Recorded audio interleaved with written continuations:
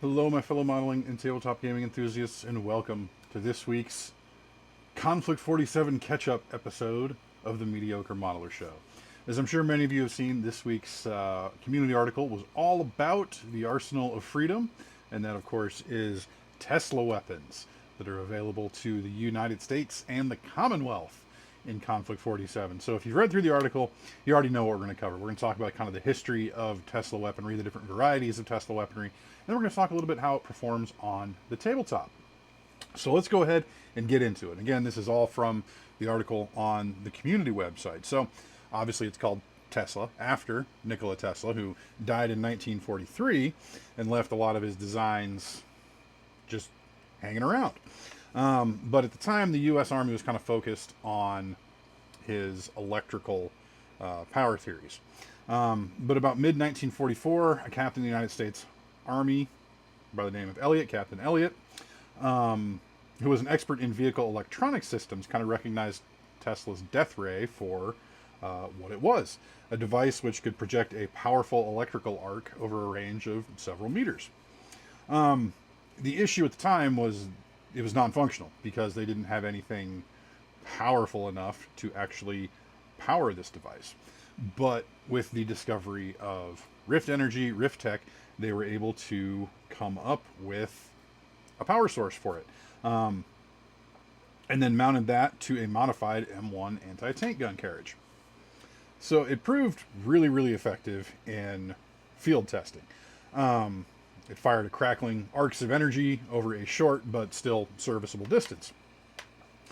Worked really well against organic targets, and the unexpected arcing between individual targets in close proximity was kind of a neat side effect. And of course, any vehicles that it hit became electrified death traps. So just imagine being stuck inside a tank, you get hit with this, and all of a sudden the whole thing's just electrified and you just fry.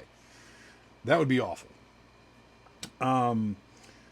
But the issue that came along with this is that the batteries that were used, to power this were quote unquote concerningly radioactive. They found that lead shielding was effective, but it kind of hampered crews' abilities to operate the weapon as well as rapidly redeploy when they needed to. They found that they could accommodate the weapon as well as the battery shielding inside the turret of an M4 Sherman. They had to eliminate the loader's position, which wasn't necessary. Wasn't necessary anymore since they weren't loading shells. So instead of a crew of 5, the Sherman now had a crew of 4, which made it a little bit more difficult to operate the vehicle in combat, but it's a heck of an increase in firepower. So this led to the development of the M4A9T Sherman T, or the Tesla Sherman, as we know it.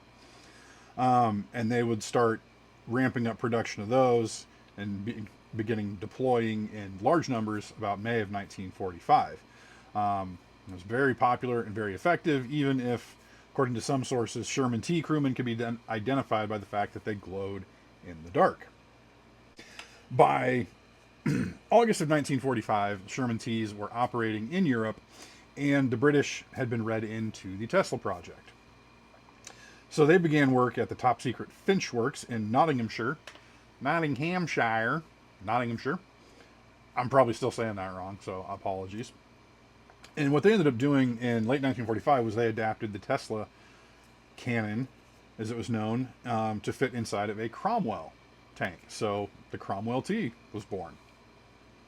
So they're able to mount that, mount a Lend-Lease Tesla cannon on the Cromwell cruiser tank chassis, which performed really well again.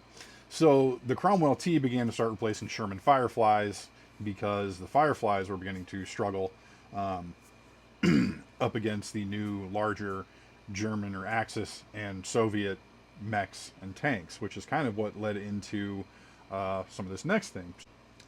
The 17-pounder, the Commonwealth 17-pounder anti-tank gun was also beginning to struggle. So there were also, machine guns were having a hard time keeping up with, zombies and, flying monstrosities and lightning fast monstrosities like your Nachtjager and your Schreckwolfen and your Ursus infantry probably weren't all that super fast, but you know they're pretty tough. I mean they're bears, they're war bears, so probably kind of tough. As well as with the Germans adopting the Sturmgewehr 44 and the Schwarzlicht project, you know they were coming up with these pretty intense weapons. They were coming up and are coming up against the Allies were coming up against all this new weaponry, and they found themselves at a disadvantage in the short and medium range firefights that kind of were the norm during 1946. So what they ended up doing was taking Sherman T and Cromwell T turrets and placing them on a fixed emplacement. And you can buy models of these out there as well, which worked really well as static defense, but obviously not able to redeploy anywhere, which is why you have them mobile on a tank chassis.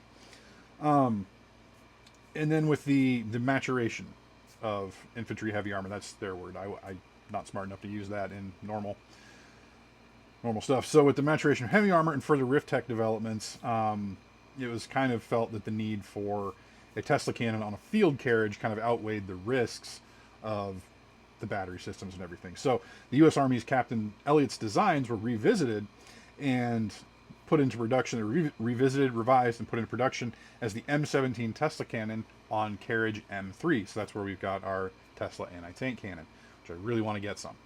At least one. Would be cool.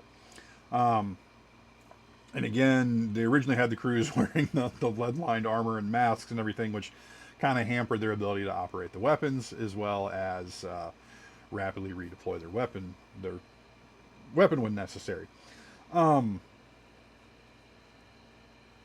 Eventually, what they decided to do, since the majority of M17s were issued to armored infantry in both U.S. and Commonwealth service, they decided to just equip them with the same armored or power armor essentially as the power armored branches of the infantry.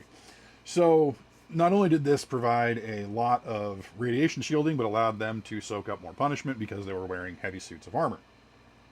And then it allowed them to operate better and redeploy as necessary. A lot of unarmored units were still in service throughout the war, but now they had the advantage of, when they needed to get right to where the thick of it, right into the thick of it, they had the power, they had the heavy armored infantry that could operate the Tesla cannons. And further developing from there, the development of the crew-served M17. So the crew-served variant was the M17. With advancements in power cell miniaturization, they were able to develop a lighter version designated the M21. And this was fitted to replace the now obsolete 37 millimeter anti-tank gun. So on things like the M5 Stuart or the M8 Scott. So that led to the M8A3 Tesla Scott as well as the M5 Stuart T. I think the Stuart T looks a little bit better than the Tesla Scott, but that's just me. Or Tesla Scout is what they're calling it, M8 Scott. That's wrong. It was the M8. I'm thinking of, it's the M8 Greyhound. This is the M20 Scout car with the 37 millimeter. I'm thinking of the M8 Scott, which was an M3 or an M5 with the 75 millimeter howitzer turret. That's what I'm thinking of. That's the M8 Scott. So it was the M8 Scout car, M8 Greyhound with a Tesla turret in place of its 37 millimeter cannon, which worked out really well for scouting. The M8A3 Tesla Scout worked out really well for scouting in the European theater, and the M5 Stuart T was really well received in the Pacific because it added a lot of mobility to Marines forces, as well as its ability to punch above its weight class is the description there. So with experiments again had been made to fit the M17 Tesla, so the crew-served weapon, to the M8 Grizzly, so the U.S. medium Walker chassis. It's Sherman on legs, which led to the M8A3 Tesla Grizzly, entered service in spring of 1946. But again, there were issues with the battery shielding, and this variant just within 6 months was withdrawn from service. The M21, again, this is our our lighter version, so on our M5 Stuart Ts and then our M8 A3 Tesla Scouts, they were able to adapt that to the arm of a walker. And this was brought into the linebacker project, which led to the linebacker, obviously. Because they were able to place it on the arm of the walker, it created distance between the pilot and the weapon, so the shielding wasn't as necessary. And of course, the linebacker proved very popular. But there was also kind of a demand for a heavier, more potent version of the M17, which in 1947 led to the XM177, which was simply a pair of M17s shackled together on a single mount. I want to see that. I want that. I want that. I think that would be pretty cool. It might look kind of goofy, but it'd still be pretty cool. I'd like it. And then finally, kind of the last development was small arms using Tesla technology. It was again, early 1947 is when the Anglo-American rifle heavy Tesla M11, which was a man-portable miniaturized version using the same basic principle as the M17, was introduced. This was developed by a team spearheaded by Captain Weston of the Commonwealth War Office's Experimental Division, and then was tested by the 7th Battalion Grenadier Guards, and it proved very popular with the infantry, and found that it could fill the same niche as the squad light machine gun, but again, power plant radiation kind of became an issue, and the way that they got around that was making it a two-man crew, much like you would with a light machine gun. So you've got a gunner and then a loader, in quotations, who carries a small Tesla power cell that's encased in a lead-lined box. But it, only had a limited number of firings between charges where you had to recharge the power cell. But it was still very well regarded. It was deemed a genuine upgrade over the venerable Bren gun, particularly when fielded alongside the EM2 assault rifle being used by the Commonwealth Grenadiers.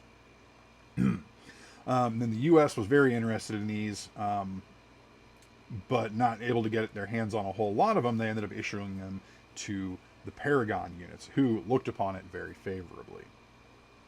So that's kind of a brief rundown on the history of the Tesla cannon, Tesla weaponry. So we've kind of got the very end of this article kind of gives us a little more information on how things are going to play, so how Tesla weapons are going to play. So they are rift weapons, which is good to know.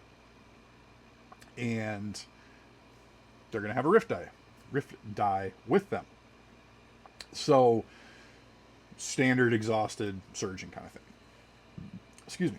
So they've got their standard profile, which is if you have an active rift die, you've got your rift weapon ability, which you get by exhausting your active rift die, and then you've got an overload, which requires exhausting your surging rift die. So the standard profile it's pretty straightforward. It says you've got your range, a single shot, and then you've got a modest pen. It doesn't say necessarily what the pen is. But where you kind of start to get a little more goodies, I guess you could say, is when you've got the Tesla arc ability, which is when you exhaust an active rift die, it generates a number of additional shots. So using the M17, for an example, it goes from 1 shot to 4 shots. But when using the Tesla arc ability, you gain +1 to hit against vehicles, and you ignore cover. You can't hide from the lightning.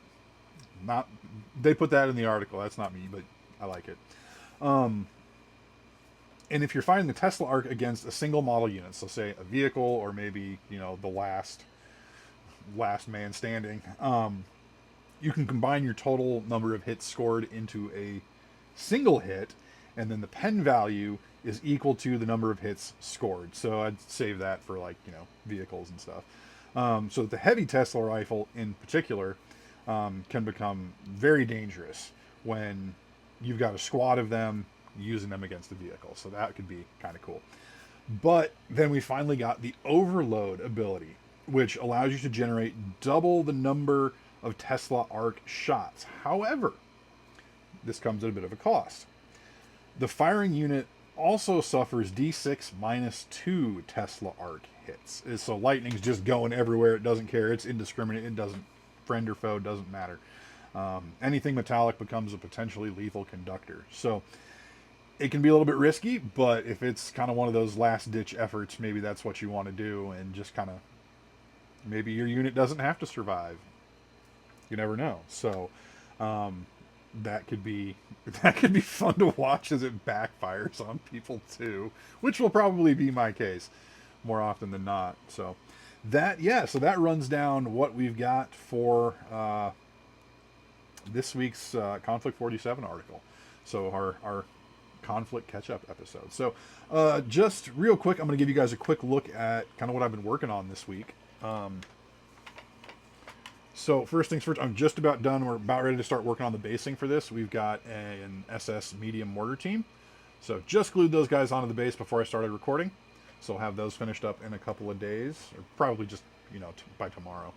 And then I've been having some fun the last 2 nights building myself a mud skipper, because I think I'm going to have one way to build my army is just all paramarines. I think that'll be cool. So definitely have lots of jump infantry. I'm gonna have 3 linebackers. So, and I've got another jackal to do, and I redid my army jackal and my army coyote. So what I did basically was take one of the green camo paints I used, painted over all the markings that were army specific, and then just put on new USMC decals, with the backstory that they were all vehicles that have been damaged in combat, withdrawn from service, and then basically just, instead of being scrapped, given to the Marines for their fledgling Firefly program. So came up with a cool backstory for it.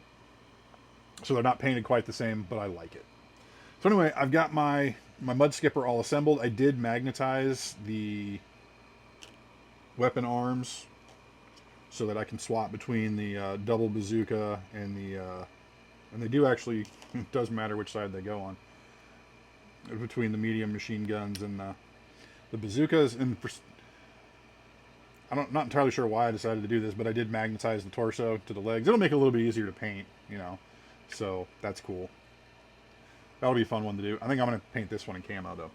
And then finally, working on the USS Indianapolis for Victory at Sea, Portland class cruiser.